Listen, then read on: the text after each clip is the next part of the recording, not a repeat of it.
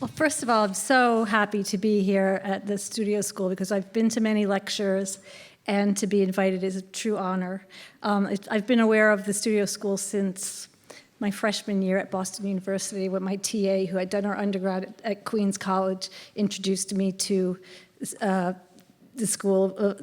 studio school, because the faculty at Queens College, Kansas City Art Institute, and the studio school all had a similar way of teaching. So she taught her drawing class the way they teach drawing at the studio school, finding the figure in space. So it always has a special place in my heart, this school. I want to start, we framed the talk about the Bowery, so it's going to be my work, and I'm going to try to give an idea of what it's been like to live on the Bowery for now 45 years, which blows my mind. The Bowery's my orbit for the last 45 years. And the coolest thing is the gallery that represents me now is on Canal right off the Bowery. It's a 10-minute walk from my studio. So I'm feeling like I'm living in a TV sitcom or a movie. It's like a dream. And the fact that I've been able to hold on to my loft for this many years and live and work and raise a family there has just been amazing. In preparing this lecture, I was trying to figure out, I usually work and I'm not aware of connections, and so I've tried to make a few connections of things that rest in my subconscious, so I'll intersperse it with that. My current studio, I moved in January of 1984, and before that I was on Spring and Bowery. I came to New York in January of 1980, and I had gone to Boston University for 2 years at that point. I came to New York painting these very Bay Area-looking paintings. There was a Dievenkorn exhibit and catalog that came out when I was in Boston, and I was obsessed with the work of Richard Dievenkorn. James Weeks was the chairman of the master's program at the time, so it sort of flooded over. Then there's like the Matisse, the Goldfish Bowl, the Matisse references and all of that. And they're in really bad shape. They're on gessoed, really awful paper, and if you blow on them, they'll just crumble. So some of the photos I have here are just snapshots. I haven't digitized my slides, so there are a lot missing from various years, but I dug up what I could. I moved to Jones Street. I lived in a tenement, and somebody had given me a free studio on the West Side Highway. It was part of the Empire State College. It was like an independent program with the State University. He left stretchers, and he gave me the studio from May to September. So looking out of the studio, it overlooked the piers where a lot of cruising went on. So this is it's a drawing that I did outside the window of the piers. And this is the work that I started doing then. These are all unstretched that are just shot. I was going to a lot of films. It was hot that summer, and they had a film series at the Museum of Modern Art, so I availed myself of that. And then I had a film class at SVA, so I was kind of obsessed with film. So this is sort of working, telling a story, like this is SOS, dividing the canvas and telling a story in a sequence, with the figures getting smaller and smaller. Then I was lucky enough I was obsessed with the new image painters. There was an exhibition in 1977 that I saw. It was Susan Rothenberg, Lois Lane, Nicholas Africana, Donald Sultan, and I was obsessed with that work because it was an interesting way to do figuration, but very abstractly. So I remember walking across Houston Street, and I knew where Lois lived, and I said to my mom, I want to work for her. So somebody at my studio that summer had just interviewed her for something, and she needed a studio assistant. So I became her studio assistant / babysitter, and she's remained a dear friend. It wasn't for a long time before she left the city. This is a painting of hers that's at MoMA from a show that Amy Silliman curated a couple years ago. And then in the fall of that year, September of 1980, I moved to Spring Street, which was at Spring and Bowery. It had been Robert Indiana's studio, and when I lived there, before it was a tattoo parlor, this was shot a couple days ago, it was floor-to-ceiling windows that were frosted, and there were stars that were not frosted. That's how you would look out the windows, through Robert Indiana's stars. It had no kitchen. It had one sink. It was like 1,600 square feet, freezing in the winter with a gas space heater, but I was in heaven. It was amazing. And I used to talk on the phone all the time when I work. I still do. It's one of my favorite things, because to talk to my girlfriends when I'm working. And I had a white rotary phone with a really long cord that I would carry around and talk to my girlfriend. My phone was always busy.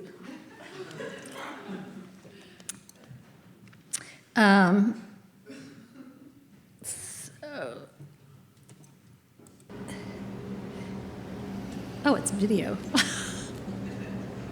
I didn't even know. There you go. That was my entrance. Then in that same fall later on, I was working for Lois part-time and I was a student. And in 1975, I had an amazing high school art program. We used to go to New York at least once a year. We did a field trip to the Guggenheim, and it was a solo show of Bryce Martin's. And I remember seeing the work and thinking, wow, this is insane. It made me angry. It fascinated me. It was the paintings like the Dylan painting, those early paintings, those wax paintings. And it was the Guggenheim was filled with them. So, and I found out he needed an assistant, and I was lucky enough to get that job. And so I worked for him for 5 years. This photo was sent to me after Bryce passed away. It was a photo shoot that was for a show that he had at Pace. The photo that was published did not have me in it, and Joe Maloney sent this to me, and I just treasure it because that's me looking from behind this, and I didn't know it existed, and I'm just really happy to have it. He sent me a nice digital.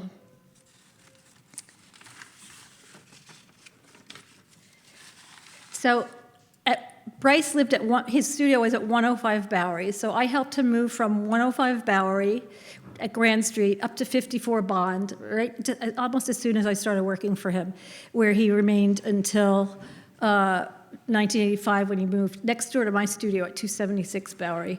And it was a fantastic space. That was on the corner of Bond and Bowery.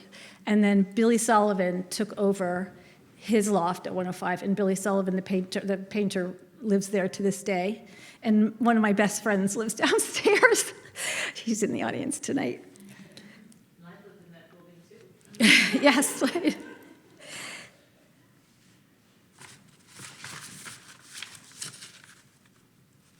So then in the fall of 1981, I met Seton Smith in 1977. She was a little older than me. Her dad, Tony Smith, was still alive, and we were in the same freshman class together at BU, and she had her own apartment and she had her own car. So we used to hang out together, and I remained friends with her.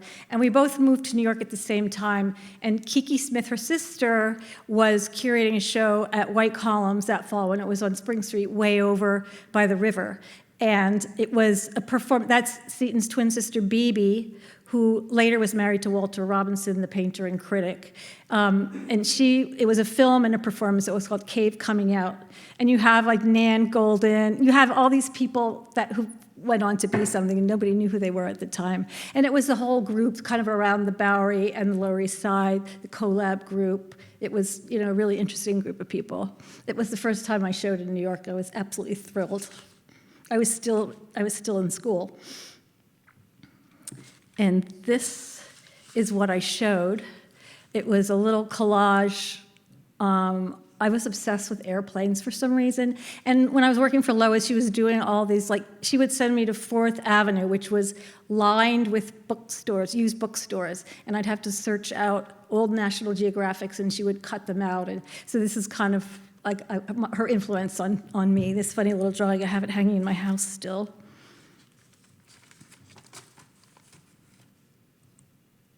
This is a painting that was improperly rolled that I pulled out and unstretched. And I did this on Spring Street as well. You can see, so the landscape is pared down except for the shadow of the plane. I had gone to Peru. A classmate of mine at SVA was from Peru, and that's from flying over, I don't know, some place in Peru. And so you'll see with the work I'm doing now, it was interesting to make these links to the work I'm doing now, and just the paring down and no figures. And then this is so fun. So Lois was showing at Willard Gallery, and it was such a cool gallery. It was a gallery that everybody aspired to. They showed Nancy Spiro was her first commercial gallery after A.I.R., Susan Rothenberg, and Lois Lane. And so she started showing my work in the back room, and she couldn't get in touch with me because my phone was busy, because I was on it all the time. So one day I came home and this was in my mailbox. This is how we communicated. No email, no texting. I got a note, so someone wanted to go. I just thought this was a funny piece of ephemera that I just came across. I just thought I would throw it in. Then December of '83, Clara Suho from CDS Gallery had a series of exhibitions called Artists Choose Artists, and for the second iteration, Jack Flam, who curated it, chose Bryce, and he chose me, which was incredibly generous.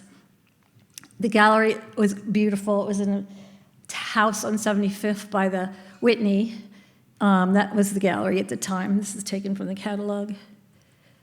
That's me around that time with one of the drawings. That's in my loft on Spring Street with one of the drawings that was in the show. I had a drawing and this painting, which now it was purchased and then donated about 15 years ago to the Allentown Art Museum, which is why I'm in that collection.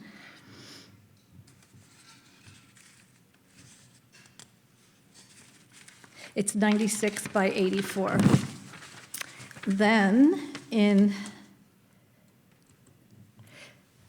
December of '83, Clara did an exhibition called Further Exposure, and it was Michael Young, who had been chosen by John Walker for the exhibition, and me and Roxy Marson, who'd been chosen by Jack Tworkoff for the first iteration of it. And so that was, the three of us had an exhibition, which was really exciting.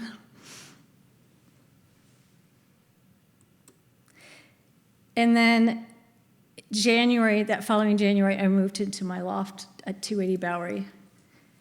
My good friend, who's the chair of the department at Barnard, lived upstairs. I've known her forever. She moved in about a year before me. She had been living at 54 Bond on the top floor when Bryce's studio was there. I remember she called me up one time and asked me to come see her work when I was working for Bryce. And I went upstairs and she's sitting in her bed with an umbrella over her head because her roof was leaking. And then I had a solo show in February of 1985. I have no pictures, sadly, but this is a picture of Bryce and me at the opening, which I just treasure this. I love it so much. Classic 80s.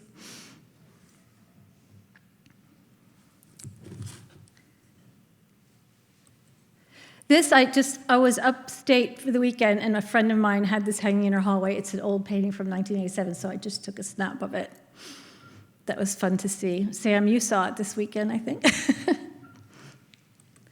This is another one I just put on my sofa. This was at my mother's house, and she recently passed away, and I nabbed it. So that's why I have a shot of it. This is from the early 2000s. It's hanging in my bedroom, so that's why I have a picture of it. This painting is hanging in my living room. It's from 1996, and I remember really clearly my son was at school at PS3, and they walked over to my studio on a field trip, and I finished the painting while the whole class watched.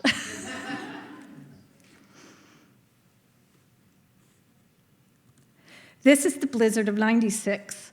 I just wanted to show you how it was. Well, it's really hard to see, but from my window, I could see I had sunrise all the way down the Bowery.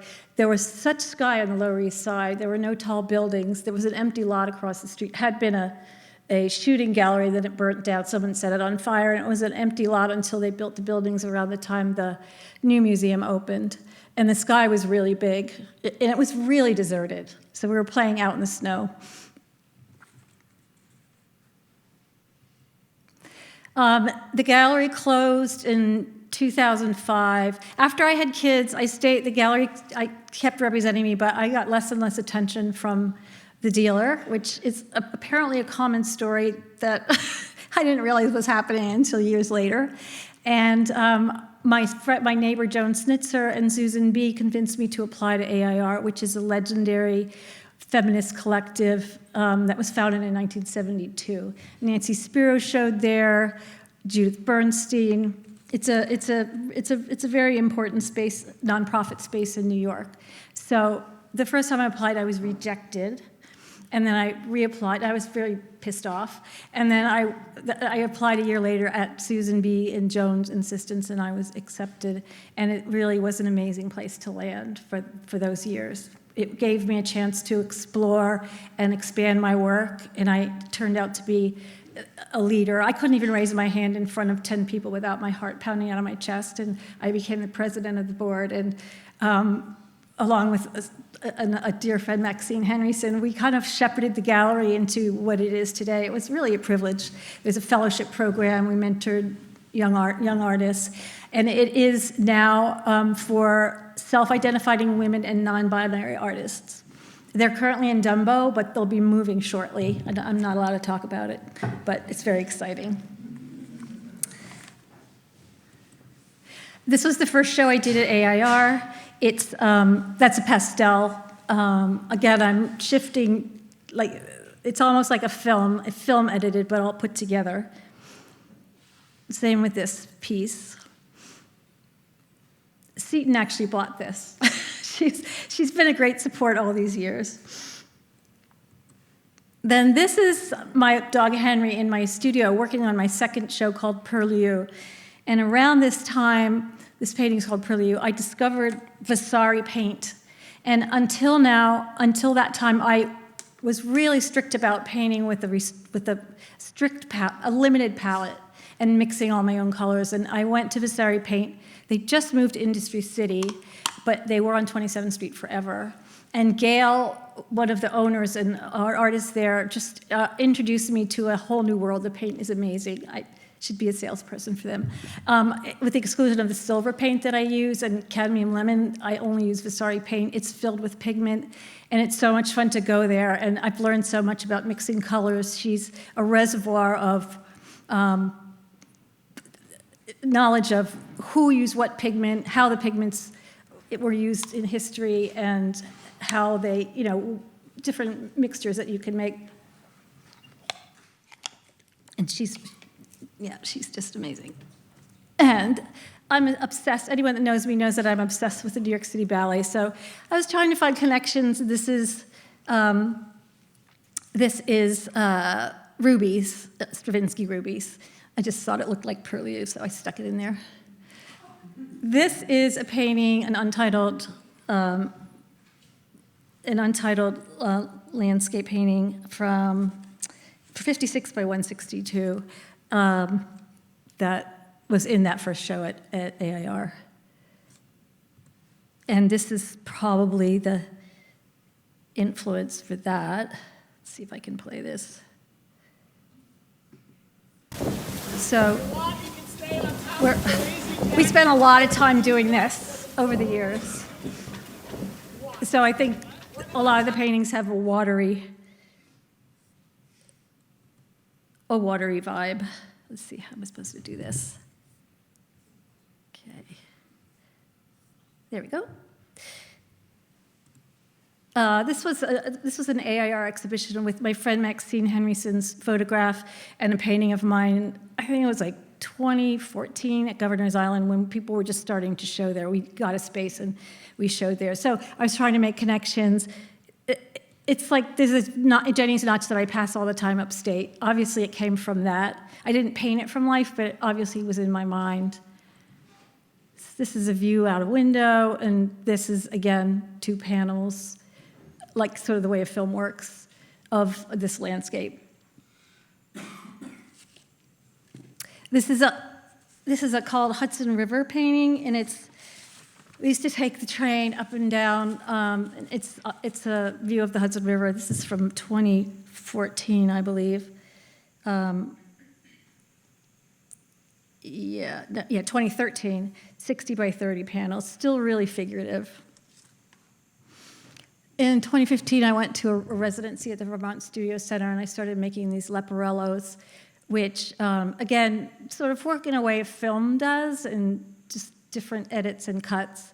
Well, the nice thing is that you can work as a book, and you can see 2 pages at once, or you can open it up, and it becomes... I do a lot of these, and they are often a way to step into painting. This is the first one that I ever did that was there. This is a painting that I did there. couldn't take large stretchers. This is 72 by 36. And I started painting on the floor there, and I started using like my whole body, and there's a different luminescence. I started using my fingers. I let the fingerprints, I was just much looser with the way I started working there.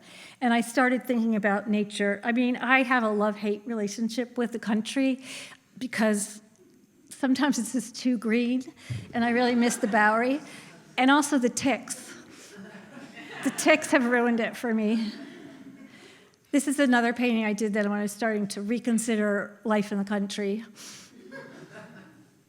It's sort of, and I also started to use rags to wipe away some of the paint, to remove some of the paint there. This is a really important residency that I was there for the month of October in 2015, and it was in preparation for the show. This is a painting, my son saw it and he said, wow, it reminds me of the Les Blank interview with Werner Herzog.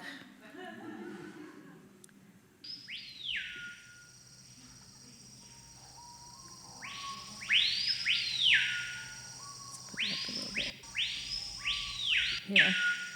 Sorry. It's an unfinished country. It's still prehistorical. The only thing that is lacking is the dinosaurs here. It's like a curse weighing on an entire landscape. And whoever goes too deep into this has his share of that curse. So we are cursed with what we are doing here. It's a land that God, if he exists, has created in anger. It's the only land where creation is unfinished yet. Taking a close look at what's around us, there is some sort of a harmony. It is the harmony of overwhelming and collective murder. And we, in comparison to the articulate vileness and baseness and obscenity of all this jungle, we, in comparison to that enormous articulation, we only sound and look like badly pronounced and half-finished sentences out of a stupid suburban novel, a cheap novel. And we have to become humble in front of this overwhelming misery and overwhelming fornication, overwhelming growth, and overwhelming lack of order. Even the stars up here in the sky look like a mess.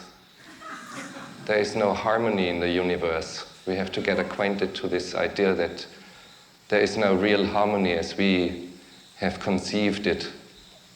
But when I say this all full of admiration for the jungle. It is not that I hate it. I love it. I love it very much. But I love it against my better judgment.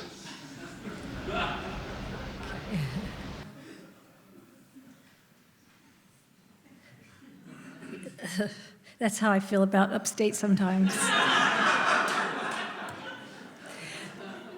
This is the exhibition that came from there. It was called Espanol. The moodiness of the lighting at A.I.R. can't be understated. But these are the paintings that resulted from that residency. And they're getting more and more abstract, especially the one on the left is sort of like the zip. And this is a painting I did immediately after that, pool painting. And I was starting to frame the outside and crop it.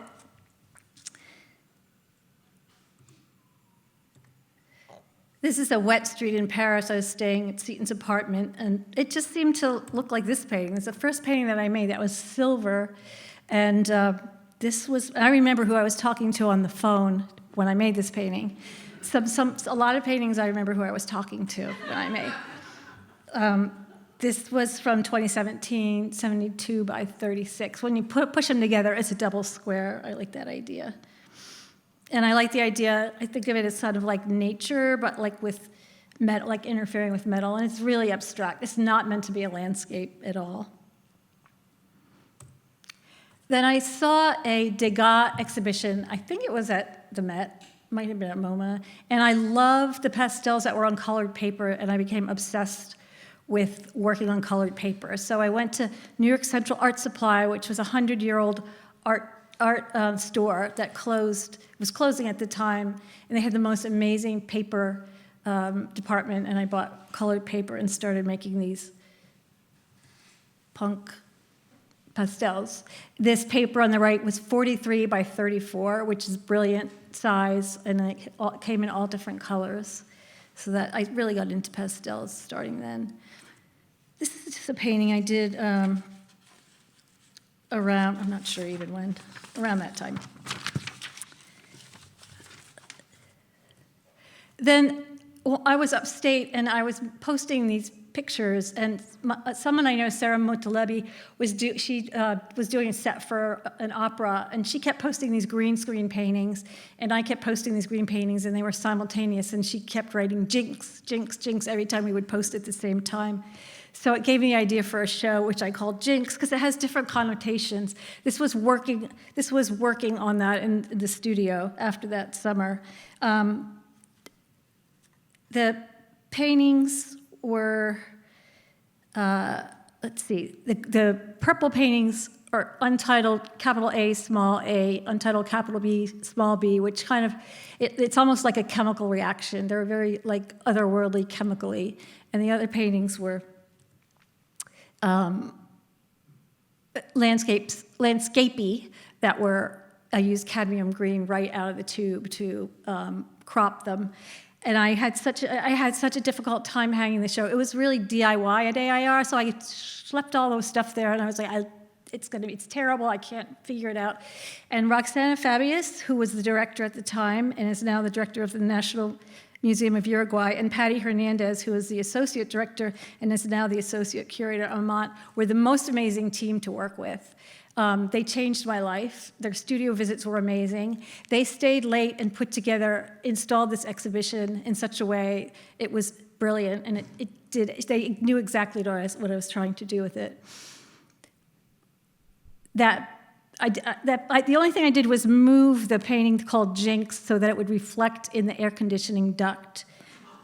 And that's Jinx. That's the last painting I made, and I made it using rags. I wanted to make a neon color, and I used cadmium lemon and phthalo green, and I just like putting it on and burnishing it out. And this was a turning point painting. It's an important painting for me. It's called Jinx, and the show was called Jinx, and the people that wrote about it kept talking about toxic forests, toxic glow, alchemical reactions. It's never conscious when I'm making it. It's just what people bring to it and what the conclusions that I make after I've done it. I'm not working in a conscious way to do this, but what it did is my husband made these benches, so it reflected on everything, and so there was the whole gallery was glowing neon. And the floor was reflected. It was just, I love this show. That's the green screen 2 and green screen 3. Then in February 28th, 2020, they opened the show at the Knott Gallery at Union College, which is a round circular building, so no one saw the show because everything shut down a week later. I saw it at the opening, and that was it. But I wasn't sure that the work would be able to hold it because it was so peculiar the way they had it set up, but I love it. It almost worked like a giant leporello.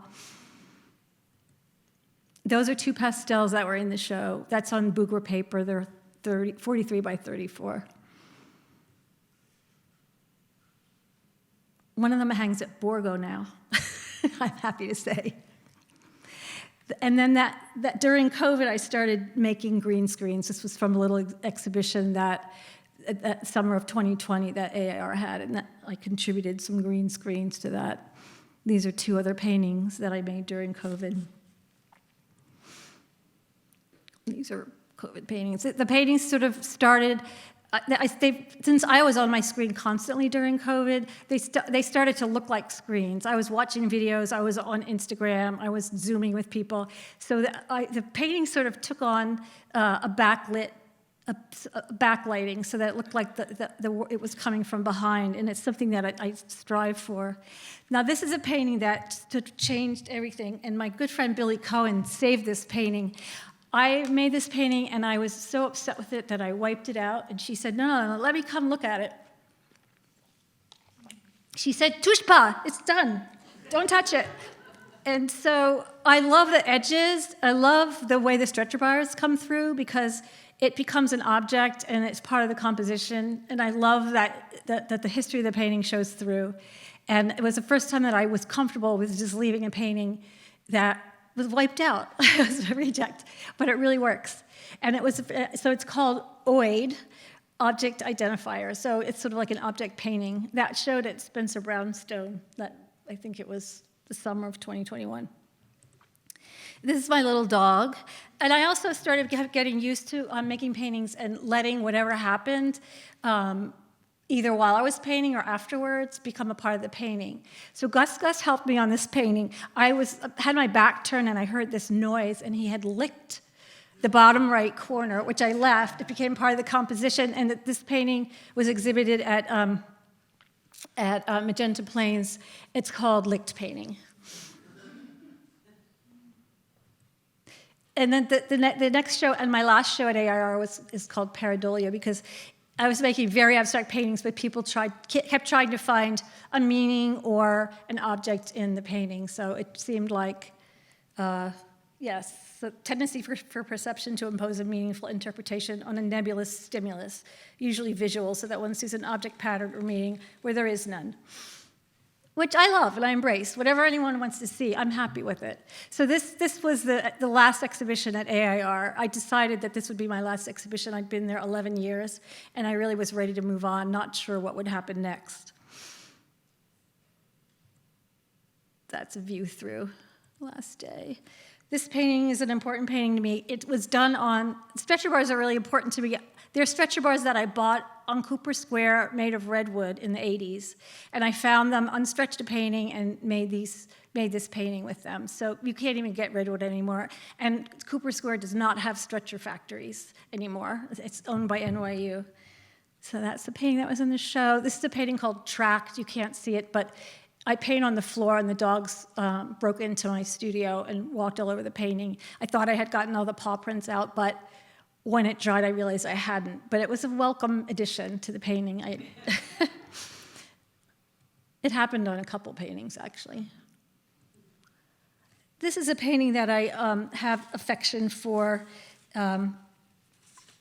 It's another painting that's wiped out, but I think this painting is going to be in the show at the Currier Museum. I don't know, this painting has my heart. It was shown at Local 30 with A.I.R. in Warsaw, and it really held the space. I love the installation. This is a painting that belongs to my son Dylan. It's one of my favorite paintings, so I stuck it in there. This is the blue light painting series of paintings that I did. And this is another painting. That's 73 by 61. I love that size. There was the last show that Mary Boone had was Silke Otto Knapp, and I love her paintings, but I love the scale. There was a frieze of 6 paintings this size, so I just copied the size. It's perfect size. This is a corrected painting. So I make a painting, and then sometimes if I have to keep going back and adjusting the color. Usually when I'm working, I'm really not conscious. I've been doing this for so many years, it's all second nature. I'm not really making decisions while I'm painting. They're made after I'm done. Conscious decisions. This one, the stripe on the left, took a lot of work, so this is a corrected painting. This was in the show at Magenta Plains, it's a summer group show. And then my son always has something to say about the paintings. I love this, because this is exactly what I hope people do. You're intent or not, but there's a haunting human-like silhouette coming through the yellow. I thought of a figure emerging from the wildfire smoke, although I'm sure it was painted before all that. Then I got to thinking that you've harnessed a kind of climate anxiety in your painting with colors and texture that's natural and unnatural at the same time, which is quite prescient these days. The green one has a similar theme, like a rainforest scene, but there's something not right, like it's damaged or in distress. This is a painting done after that. This was a painting that was wiped out. That orange stripe in the middle I tried to get rid of, but it had dried, and I couldn't scrub it away with all the turpentine in the world, but I like the way it... This is another Oid painting, Oid 4.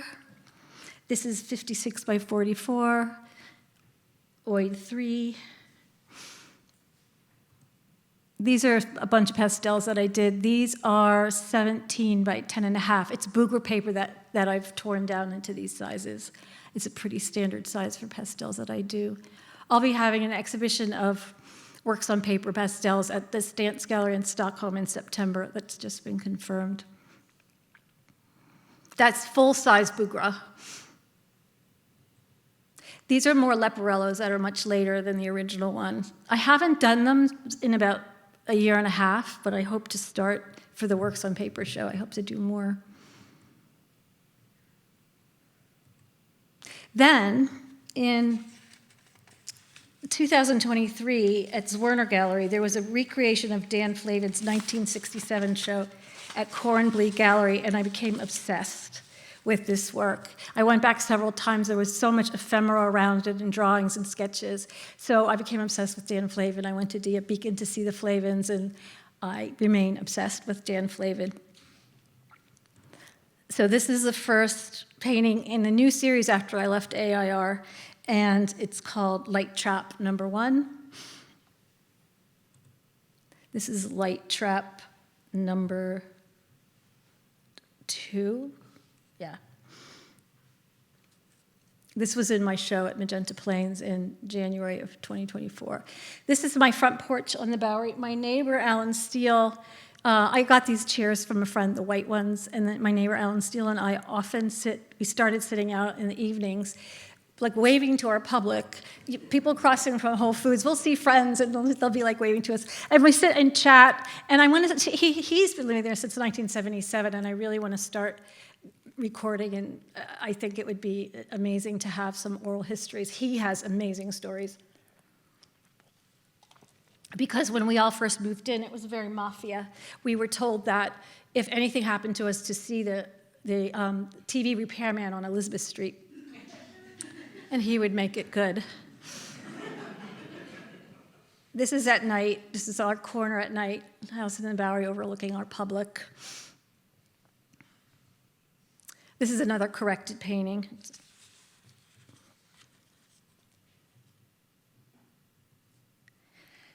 This is a painting this was in my show at Magenta Plains. I love this painting.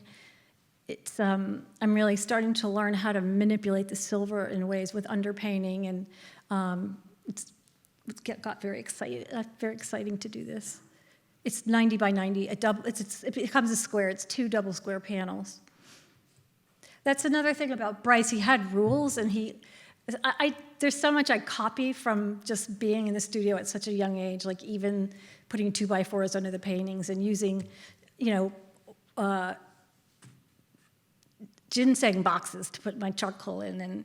And anyway, so this is looking up the Bowery in the evening, which is like a favorite time when the light is changing, sort of the gloaming.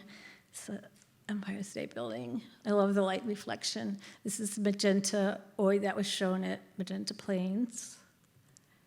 Just another pastel. That's the install at Magenta Plains.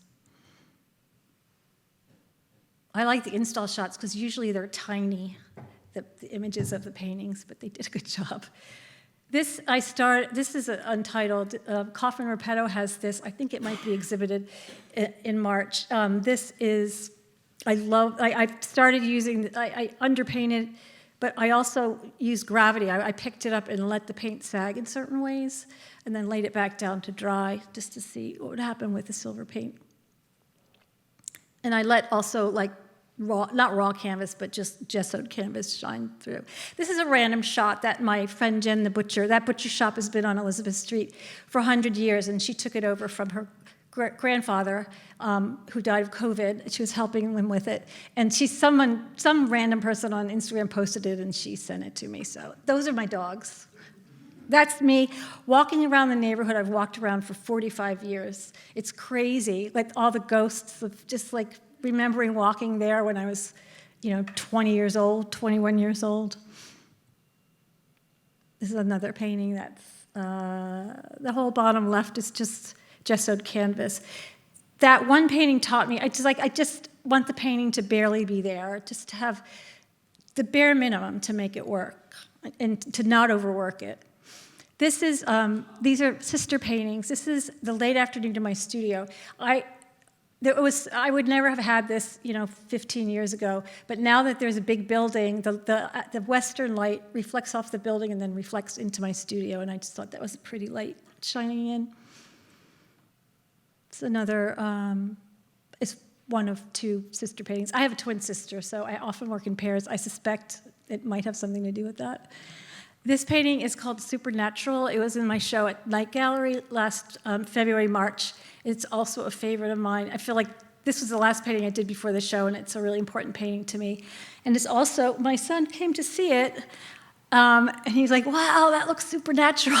And I was like, oh, thank you. You named the painting and you named my show. I have a lot of trouble naming paintings. But and this painting was so out of my comfort zone because it's almost such girly, weird My Little Pony colors. But I love it. I love it. I don't know what that is. This also was in the show. I don't know why the sound came up, but this is I'm not sure what the title is, but this is another OOD painting. This painting is painted with all the cadmiums, and then those white spots are just plain canvas. They change color. They sometimes look lavender. It almost hurts your eyes to look at this in the California sun. When the sun would come in, it was like all the floaters and flashers would come out and your eyes to see it. This is another paint. This was in the show as well. Sorry, I don't remember the title. This is 72 by 66. That's a detail. I order boxes of white rags to work with. This is just a random shot when I was crossing the street from Whole Foods, looking into my loft. It was great. There used to be a restaurant, Cherche Midi, downstairs it was so nice coming home in the gloaming, and people would be sitting at the bar. Now it's a Bank of America. That was in the show at Night Gallery also. Another detail.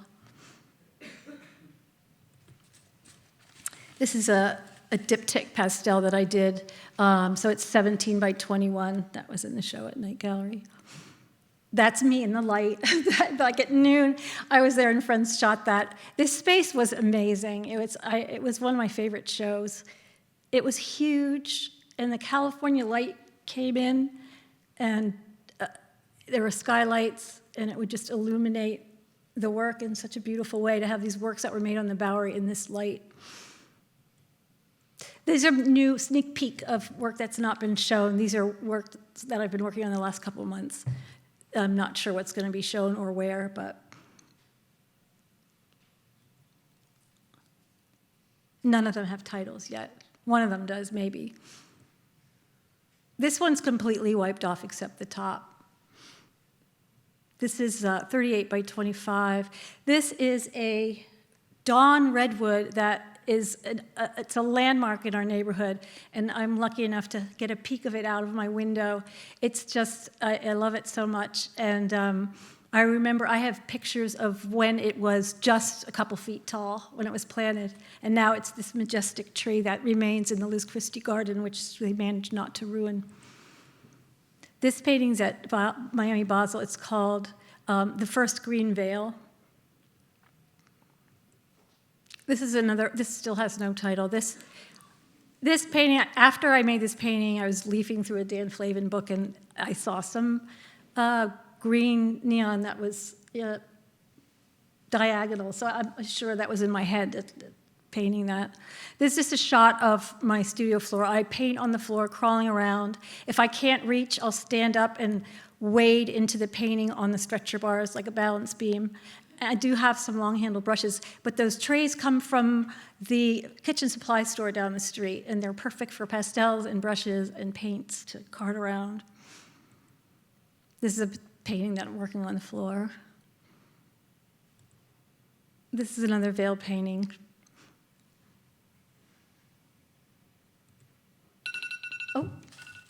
Oh, sorry, I didn't realize I had the timer on.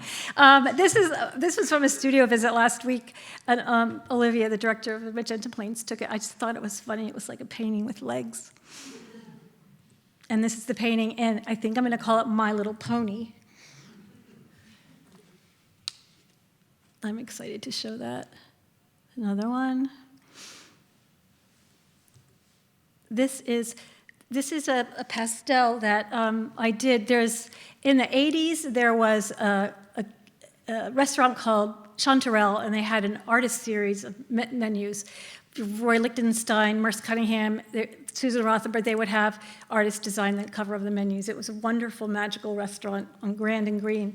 And the two women that owned the Musket Room and Raff's on Elizabeth Street, in my neighborhood, it's their neighborhood places, asked me to design. They're doing an artist series. So this is the drawing for the first in the artist series menu at the Musket Room. I'm tickled.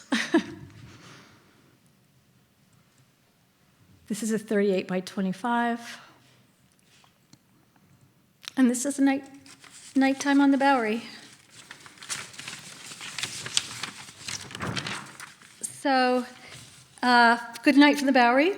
It's really interesting, the artists that live on the Bowery, we remember walking on the Bowery when there were only little lights. There was no left-hand turn signal at Houston and Bowery. There's no traffic on the weekends. The only time there was traffic was during the feast. You knew that artists were working, musicians were working.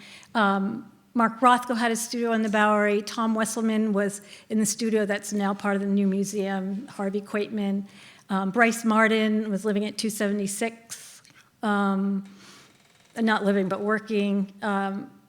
Alan Steele, our buildings were full of artists. And it's just crazy to see what's happened now. It's hard to even walk down the street. I can't walk my dachshunds on the weekend without them getting trampled. But I still walk down the street with blinders on, imagining all the years that I've been there, and I'm really grateful to still be there. And that's it.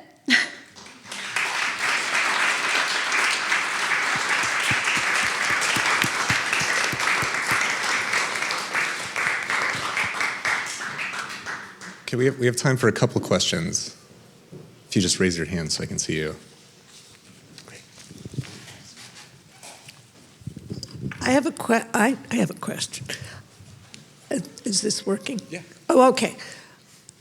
I'm not familiar with your work. I'm just here for the first time. But one of the things that struck me in your abstractions, there's sort of a sense of humor. Are you in that kind of mood when you're painting, meaning like the colors or shapes are interacting with each other in a, an animated type of way? I'm honestly not really thinking when I'm working. I know it sounds crazy, but like I said, I'm talking on the phone, or it's like I just go into a zone and then I stop and look at it and then decide what to do next. But it's really just like putting the paint down. I've been doing it I haven't always worked that way, but that's how I've been working like the last 10 years, say. I'm not trying to be funny. I'm not trying to make a sense of humor. So you would say it's how would you describe your mood? Like workman-like, or? Workman-like? No, it takes me a long time. If I've been out of the studio for even a day, and I have to start a new painting, I want to throw up. It makes me so nervous, it makes me sick, and I have to sit and circle around, and it's really hard for me. Yeah, I have to just keep working. It doesn't come easily often, but sometimes I have a vague idea in my head, or I've done a pastel, or seen something that would spark an idea of where to begin, but usually I just begin and take it from there.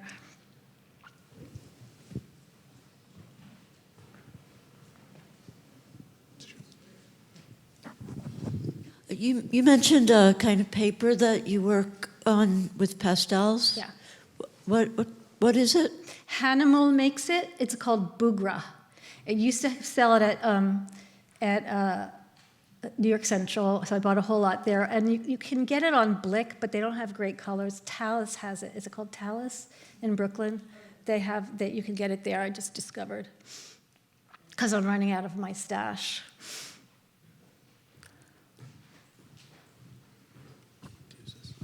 Hey, I'm curious how you start a painting, and do you work on one solely, or do you work on several at a time? I'm just kind of curious about your process. Yeah, it's I usually start one at a time, and then while that dries, I'll start another one. Or sometimes I'll work on both of them, thinking they're going to be a diptych, and they're not. They get separated. Those are what I call sister paintings. And when I begin, I just begin. I don't even know how I begin. It's sometimes logical, and sometimes it's not. It's just a question of getting started. But sometimes it's really hard to get started. It's scary when that happens. I really enjoyed this. Can you talk about your brushwork or your handwork? It seems very important that the touch is there and there's a certain scale of your brush mark and things like that. Yeah, I have a variety of widths of brushes and also a big box of rags. I was doing a studio visit, and I realized in the middle of the painting was my hand mark. I had leaned on the painting, and but it worked. I'm happy it's there. I didn't notice it before, but it worked. So I don't use my fingers to move paint around anymore. I did in that one painting, but it's just rags and brushes. I apply with brushes, and I remove paint with the rags often, not always. Yeah, it's just instinctual.